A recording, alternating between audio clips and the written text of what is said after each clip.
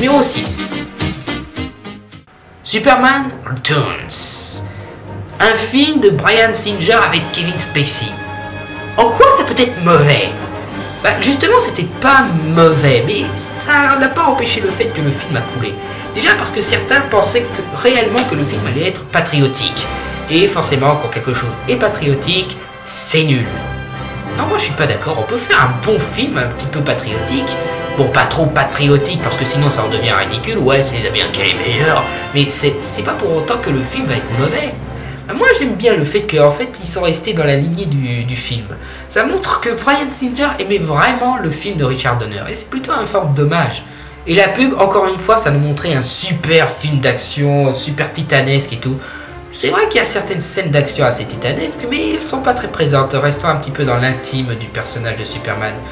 Et puis certains ont eu du mal à capter les messages cachés du film, les petits sous-entendus et tout. Comme par exemple, il y en a qui sont persuadés que Lois Lane n'a pas capté que son fils était aussi le fils de Superman.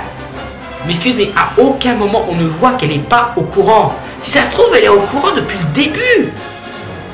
Quoi, à cause de cette scène?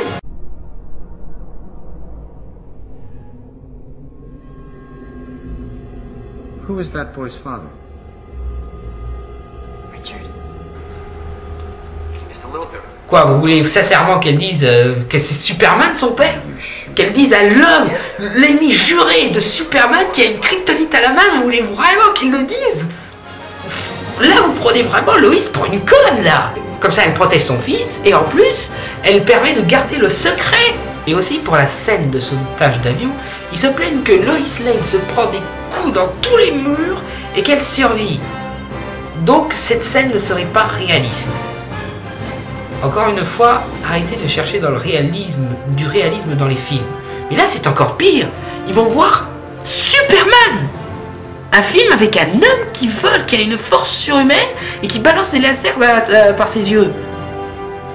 Je veux dire, vous êtes au courant que ce film va pas être réaliste. Et vous vous plaignez quand même qu'il n'est pas réaliste. Oh, mais vous êtes bête ou quoi?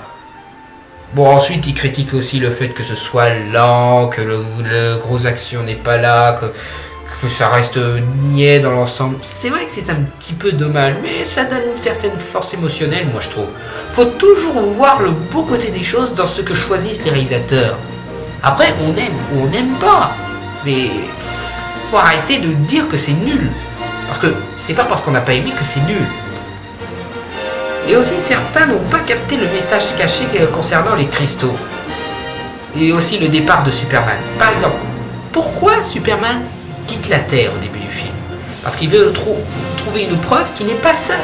Il veut trouver des Kryptoniens. Hélas, il ne les trouve pas. Alors du coup, il compte sur les cristaux contenant l'intelligence artificielle de son père, permettant ainsi de soulager de sa solitude. Notamment, c'est pour ça que ça s'appelle la forteresse de solitude. Donc forcément, quand Lex Luthor pique les cristaux, Superman se retrouve réellement seul, sans rien pour se consoler. Et à la fin, il est complètement désespéré et se laisse presque mourir. Donc forcément, quand Lois Lane lui apprend qu'il a un fils, c'est un petit peu comme un renouveau, c'est la fin de sa quête. C'est pour ça que la fin était aussi longue, parce que la quête de Superman n'était pas vraiment finie. Bon, à part ça, il y a certaines critiques que je trouve assez intéressantes, comme par exemple le fait que le film a coûté trop cher. Ouais, c'est vrai que même si le film aurait bien marché, le film n'aurait pas réglé quelques dettes chez la Warner. Parce que, j'avoue, Bryan Singer a été trop gourmand sur Superman Returns. Du coup, c'est devenu un des films les plus chers de l'histoire et les gars de la Warner ne veulent pas lui confier la suite de peur qu'il claque encore trop de pognon. C'est vrai que là, je peux un petit peu les comprendre. Et puis, honnêtement, le film, techniquement, il est parfait. Faut dire ce qui est, les décors, les costumes, les effets spéciaux, tout est parfait. On voit où est passé l'argent en tout cas. Même les plans sont géniaux. Quand on voit les plans qu'il choisit, on voit le talent de Bryan Singer. Le jeu d'acteur, c'est bien aussi. Kevin Spacey en Lex Luthor, il est génial. Come on, let me hear you say it just once. Come on. You're insane. No! No, the other thing. Come on, I know it's just dangling off the tip of your tongue. Let me hear it just once, please. Superman will never... Wrong! Bon, Brandon Routh et celle qui joue Lois Lane, ils sont pas très présents, mais ils sont pas mal non plus. D'ailleurs, j'ai trouvé intéressant la critique de Nostalgia Critique qui disait qu'il ressemblait à des enfants de 16 ans. Ouais, ça je l'avoue, ouais. Bref, Superman Returns, un film qu'il faut voir. Numéro 5. August Rush. Je n'ai pas beaucoup de choses à dire à propos de August Rush parce que beaucoup se plaignent tout simplement qu'il est niais. Pas spécialement. Les gars, ils ont tendance à oublier que niais, ce n'est pas seulement faire preuve d'émotions humaines, c'est vraiment nous saouler avec les émotions humaines. Moi je m'excuse, mais comparé à Smallville, Roswell et d'autres trucs qui étaient vraiment niais, August Rush c'est juste beau. C'est un très beau film, August Rush. Et puis c'est pas tous les jours que l'on voit un film où Robin Williams joue un méchant. D'ailleurs certains trouvent le film irréaliste. Faire ramener à un enfant ses parents avec la musique, se disant c'est pas réaliste. C'est encore une fois le monde du cinéma. C'est normal que ce soit pas réaliste. C'est un conte de fées moderne. Acceptez-le au lieu de critiquer. Bref, August Rush, laissez parler les autres et faites-vous votre propre avis. Numéro 4. Écrire pour exister. Là encore, on se plaint que le film soit niais.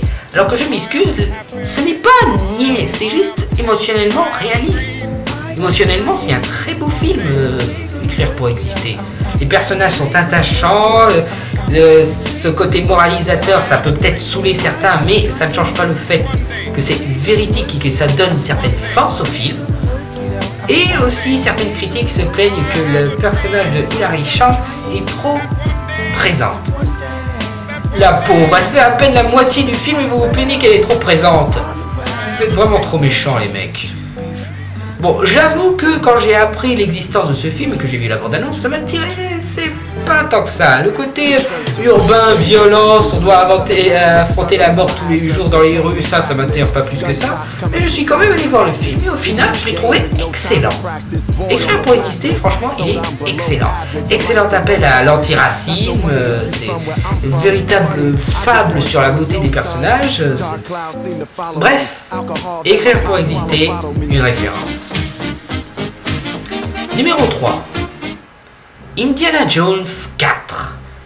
Là, encore une fois, on a la preuve que les gens ne sont jamais contents. Parce que ça fait presque 20 ans que les fans demandent à Steven Spielberg et George Lucas un nouvel Indiana Jones. Donc forcément, dès qu'ils ont commencé à réaliser le film, ouais, c'est nul, il est tout vieux et tout. Vous demandez le film depuis 20 ans et maintenant vous vous plaignez. Oh, vous êtes jamais content. Et puis les critiques, je les adore. Déjà, Shia LaBeouf. Rien, critique juste le fait qu'il y ait Shia LaBeouf, le gars de Transformers. Et alors, faut bien qu'il fasse autre chose dans sa vie, on va pas le condamner à Transformers. Le fait que Shia LaBeouf ait fait autre chose qu'Indiana Jones avant est une mauvaise critique. Peut-être même la pire critique que l'on ait jamais faite. Parce que, en quoi c'est une mauvaise chose ? Je veux dire, heureusement qu'il a fait autre chose avant Indiana Jones, sinon il serait pas un acteur. Se condamner un acteur à un seul personnage, c'est foutre en l'air sa carrière. Vous voulez vraiment répéter l'histoire de Mark Hamill ? Et puis à ce compte-là, on peut faire ses critiques sur les autres Indiana Jones.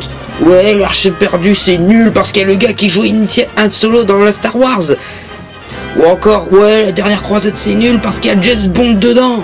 C'est stupide comme critique. C'est pas une critique, c'est une remarque, c'est un détail. C'est pas une critique du tout. À la limite, si c'était un mauvais acteur, je veux bien, mais le problème c'est que 1, ce n'est pas un mauvais acteur, et 2, vous ne vous plaignez pas de son talent d'acteur. Donc c'est vraiment lui qui vous gêne. Pourquoi ? Mystère total. D'ailleurs, moi j'ai trouvé bon acteur dans Indiana Jones 4. D'accord, il n'est pas super bon, mais il est juste bon, ça suffit. Aussi, certains critiquent le fait qu'il y ait des aliens. Là, franchement, moi je m'en fiche qu'il y ait des aliens. Indiana Jones, c'est l'aventure. Du moment qu'il y ait de l'aventure, même si c'est avec des aliens, ça reste l'aventure. Et puis, les premiers Indiana Jones étaient des hommages aux films des années 30. Et le Indiana Jones 4 qui se passe 20 ans après, ça rend bien entendu hommage aux films des années 50. Et aux années 50, qu'est-ce qui était à la mode ? Roswell et les aliens, donc. Ensuite, le fait qu'il y ait trop d'effets spéciaux. Indiana Jones a toujours eu des effets spéciaux, mesdames et messieurs. Ou le fait que Indiana Jones arrive à survivre à une explosion nucléaire grâce à un frigo. arrêtez de vous plaindre du réalisme des films. Je me suis déjà expliqué sur ce point. Et puis, c'est Indiana Jones, les gars. Il a survécu aux nazis, à une secte, à des démons. Et vous croyez sincèrement que c'est une bombe atomique qui va avoir raison de lui? Et bon, il y a certaines critiques que j'ai trouvées assez intéressantes. Comme par exemple, Yannick Dan et Nostalgia Critique qui se plaignent que le film n'est pas utile. C'est vrai que cinématographiquement, il n'apporte rien par rapport aux autres films. Le premier apportait le côté mystique, le deuxième apportait le côté enfantin et horreur, et le troisième apportait le côté comédie familiale. Donc forcément, le 4 n'apporte pas grand-chose de ce point de vue-là. Mais faut pas voir comme étant un nouveau chapitre, mais comme étant un hommage à Indiana Jones. Là, si vous passez ce cap, vous allez pouvoir aimer le film. Et aussi le fait que, soi-disant, le scénario donne un petit peu l'impression d'avoir fait par des fans. Bah oui, mais en même temps, ça joue un petit peu sur le côté hommage à Indiana Jones, et non au nouveau chapitre. Ça, c'est normal. Bon, oh, d'accord, il y a quelques points qui sont vraiment ridicules, comme par exemple à la fin, le coup du mariage. Ça, c'est vrai, c'était trop. Mais encore une fois, c'est un hommage aux années 50. Mais le truc vraiment ridicule, c'est l'intervention des singes. Même si c'est sympathique, c'est ridicule. Mais c'est justement pour ça que c'est sympathique. Même si c'est ridicule. Enfin, de là à aller dire que Steven Spielberg et George Lucas ont littéralement violé Indiana Jones et que seuls des crétins congénitaux comme Butters peuvent aimer le film, faut pas abuser. Je vois pas en quoi ce film viole Indiana Jones. Quoi, parce que soi-disant ils se font encore plus de pognon sur Indiana Jones? Ça, elle est nulle comme critique, hein, parce que Steven Spielberg et George Lucas, ils ont assez de pognon pour acheter les études de leurs petits enfants. Donc, le coup de ils font ça pour se faire du pognon sur eux, c'est pas vrai. Ils font ce film pour rendre hommage à l'époque qui leur ont fait rêver, ainsi qu'à leur ancien film, Rencontre du troisième type, American Graffiti et tout. Et bien entendu, Indiana Jones. Bref, Indiana Jones et le royaume du crâne de cristal, bon film. Pas le meilleur Indiana Jones, mais en tout cas je le trouve meilleur que le Temple Maudit. Enfin ça c'est mon avis. Numéro 2. Harry Potter et l'Ordre du Phénix. Ce film était très bon. C'est même un des meilleurs de la saga. Enfin, il y a toujours le prisonnier d'Azkaban devant, mais ça reste quand même un très bon Harry Potter. Pourtant, certains le considèrent comme étant la plus grosse daube de tous les temps et la plus mauvaise adaptation d'Harry Potter. Le fait que ce soit une adaptation un petit peu limitée, ça ne veut pas dire que le film est obligatoirement mauvais. Là, j'appelle pas ça des fans, j'appelle ça des fanatiques. Parce que si tu oublies un truc qu'il y avait dans le livre, eh ben tu te fais flinguer. Peu importe l'importance que ça a, tu te fais flinguer quand même. Ça, je trouve ça stupide. Et puis, une adaptation, c'est adapter un univers à la vision d'un réalisateur, d'un scénariste. C'est ce qu'il a fait, David Yates. Et justement, c'est une vision sombre, intéressante et très psychologique. Et puis, soyez un petit peu gentil avec Daniel Radcliffe. Il s'est vraiment défoncé pour ce film. Il a vraiment montré qu'il voulait être un bon acteur. C'est d'ailleurs la meilleure prestation de l'interprète de Harry Potter qu'on a eu dans celui-là. Je commence même à me demander si ce serait pas à cause de l'actrice qui joue Dolores Umbridge. Non, parce qu'elle a déjà joué dans Écrire pour exister, qui lui aussi a été critiqué injustement. Donc peut-être que c'est elle qui déteste. Je veux dire, d'accord, elle joue des personnages détestables, mais le fait qu'elle soit détestable donne justement de la force au film. On est un peu plus concerné par ce qui se passe. Il faut quelqu'un de détester dans un film comme ça. C'est pas parce que ce personnage vous fait chier que le film est mauvais, c'est peut-être fait exprès qu'elle vous fait chier. Comme ça, vous êtes content quand les héros gagnent contre elle. D'ailleurs, certains disent même que c'est moins bon que...